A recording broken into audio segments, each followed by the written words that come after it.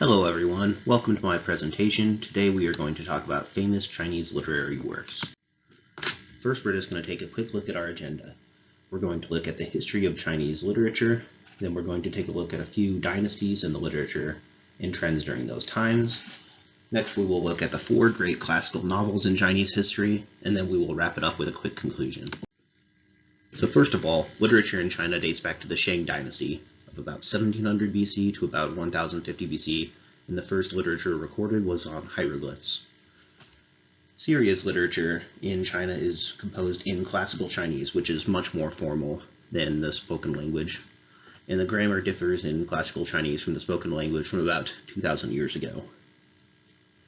And this written language was actually used by many different ethnic groups back in the Zhao, Qin, and Han eras, spanning from about 1050 BC to 220 AD.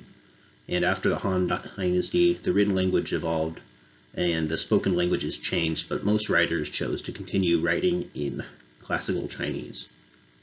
Chinese literature includes fiction, poetry, scientific writing, religious writing, philosophical writing, poetry, as well as many other things. And literature is really important to the Chinese, where they even have a god of literature whose name is Wen Chang. And when evaluating Chinese literature, it's very important to look at the area that it was written in, and so that's what we'll do next. We'll take a look at a couple of the eras. So the first one we'll look at is the Shang Dynasty, where the first written recordings of literature were on hieroglyphic writing on bronze wares and oracle bones. The Shang Dynasty was a small empire in northern central China. This written system eventually evolved into ideographic and partly phonetic Chinese characters. The next dynasty we'll look at was much later on. It was the Ming Dynasty from 1368 to 1644, and classical Chinese was very popular during this era. Authors would imitate the literature style of the Tang Dynasty and the Han Dynasty, and during this time, cultural influence for the South was especially prominent, where nearly all of the major poets and prose writers in traditional literature were Southerners. And they were also very enthusiastic and supported antiquarian movements based on returned models of various ages in the past. The highly schematic Baguen, also known as the eight-legged essay, was used in this time to evaluate the quality of literature, and another defining factor of the Ming Dynasty was Quanqi, which were tales of marvels, and a Quanqi play contains between 30 to 40 changes of scenery, and the singing in Quanqi plays is done by many actors instead of just by the hero or heroine alone.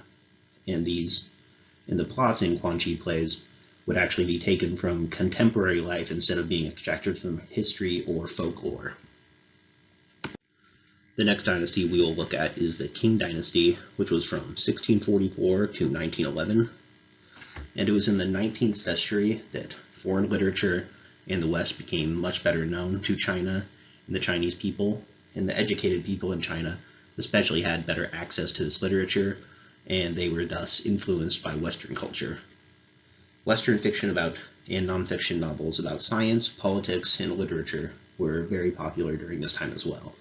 And Chinese fiction writers were especially influenced by this change in the 19th century, and they began writing their fiction novels more like the Westerners during this time. And next we're going to take a quick look at the 4 great classical novels of China. And these were written during the Ming Dynasty and the Qing Dynasty. And throughout this history, these 100+ chapter novels have permeated Chinese culture, and they've been represented in a lot of cultural spheres, including art, film, drama, literature, etc.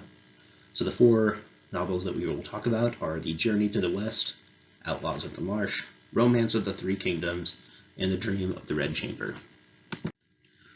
So first of all, The Journey to the West is a story about a Buddhist monk who was commissioned by Buddha himself to travel to India and help India. In this book, India was described as an immoral place that was full of sin, and so it was in need of the help of this monk. It is believed that this was anonymously published by Wu Cheng'an, but there is not a historical consensus on who the author of this novel actually was. The next novel we will look at is Outlaws of the Marsh, which was credited to Xi Naian and Luo Guanzong. And this story is about an evil ruler who imposed a tyrannical regime over his poor subjects, and the protagonists of this novel are an outlaw army that had been driven into hiding, and they dedicated themselves to restoring justice and the rule of law to the region. This rousing tale is about the struggles of the common people standing up for themselves against overpowering oppression, and it's actually very similar to a Western novel that you might have heard of known as Robin Hood. The next novel we'll look at is The Dream of the Red Chamber, and before Chinese readers had ever even heard of Romeo and Juliet, they were captivated by this love triangle between Jin Baiyu and his two cousins, Lin Daiyu and Zui Baochai. In short, this story was about how Jia Baiyu met both of his cousins. He liked both of them, but fell in love with one of them, and then was forced into an arranged marriage with the other one. And after this, of course, tragedy ensued. And the English translation of this book is more than 2,500 pages long, so it is quite a read. And the final book we will look at is The Romance of the Three Kingdoms that was attributed to Luo Guanzong. And this story has a mix of history, legend, and myth, and it tried to show the struggle between the feudal lords that were either seeking to restore the Han Dynasty or end it. This story looks at hundreds of different characters and has all kinds of different angles that it looks at, but it does focus on the three main powers that would emerge into three states following the Han Dynasty, which were Cao Wei, Shu Han, and Eastern Wu. So now we'll just wrap things up with a quick conclusion. So as you can see, Chinese literary history is a rich and important cultural factor for China, Chinese culture dating back millennia, and even outside of the three dynasties we examined, there are several others with a lot of important cultural history, novels, and poetry. If you found this presentation interesting, hopefully you can read more about some of these other dynasties. And finally, looking at the 4 great classical novels, hopefully some of those previews were kind of interesting to you, and if you choose to read any of them, I don't think you can go wrong with any of the 4.